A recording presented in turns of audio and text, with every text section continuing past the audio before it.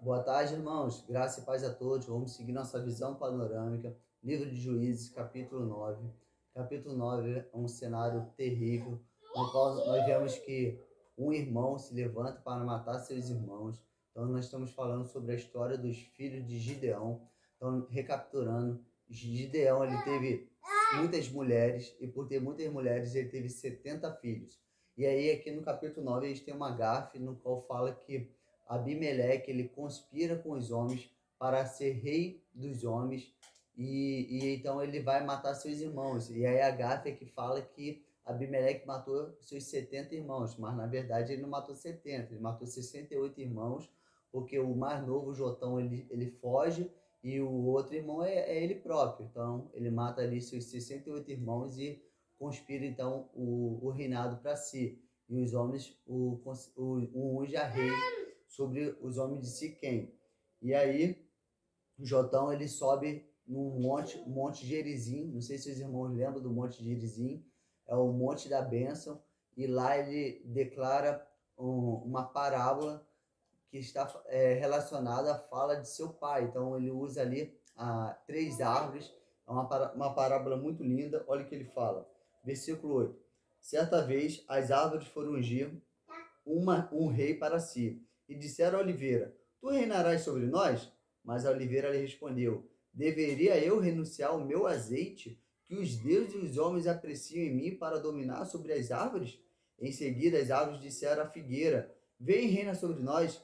Mas a figueira lhe respondeu: Deveria eu renunciar à minha doçura e ao meu bom fruto para dominar sobre as árvores? Depois as árvores disseram à videira: Vem, reina sobre nós. Mas a videira respondeu: Deveria eu renunciar ao meu vinho, que alegra os deuses e os homens, para dominar sobre as árvores? Finalmente, todas as árvores disseram ao espinheiro: Vem e reina sobre nós. E o espinheiro respondeu às árvores: Se realmente queres ungir-me como vosso rei, vinde refugiáveis debaixo da minha sombra. Do contrário, saia fogo do espinheiro e devore os cedros do Líbano. Então, nós vemos que uma parábola relacionada à casa de Gideão, que era uma casa próspera. Então, ele usa as três primeiras árvores falando sobre que ele não queria abandonar aquela virtude, aquele voto que o pai dele tinha falado de não reinar sobre os homens, e isso traria bênção sobre os homens, sobre a casa de Gideão. E depois ele fala então que do espinheiro, e o espinheiro é Abimeleque. Então o espinheiro ele não é um lugar seguro, ele é um lugar que você se fura, o espinheiro ele pega fogo, você corre risco de vida. E Jotão então amaldiçoa ali o seu irmão Abimeleque e fala que Siquém vai se levantar contra ele. Ó, versículo 20. Do contrário, que saia fogo de Abimeleque e consuma os cidadãos de Siquém. Que saia fogo de cidadãos de Siquém e consuma Abimeleque, caso eles colocassem Abimeleque como rei. E eles assim fizeram. Versículo 22.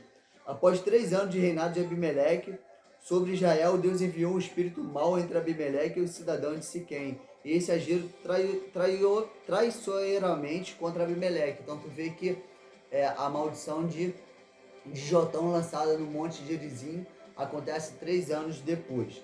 E aí, irmãos, aparece um homem aqui chamado Gaal, e ele quer agora o reinado de Abimeleque. Ele conspira ali para conquistar o reinado de Abimeleque, mas acaba que não dá certo e Abimeleque vence ele. E no finzinho, irmão, a gente vê então a morte de Abimeleque.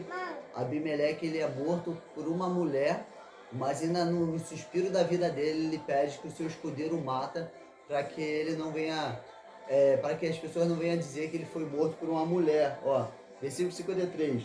Uma mulher lançou uma pedra de moinho e a pedra superior sobre a cabeça de Abimeleque, quebrou-lhe o crânio. Então ele chamou depressa o seu escudeiro e lhe disse: Desembanha a tua espada e mata-me, para que não se diga que uma mulher me matou. Então o jovem atravessou ele e ele morreu. E aí, olha o versículo 57.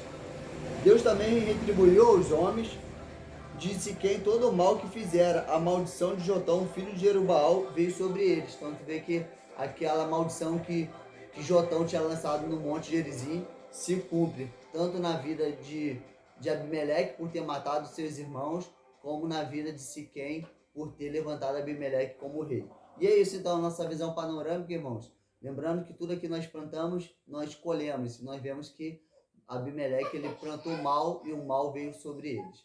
E é isso. Fui.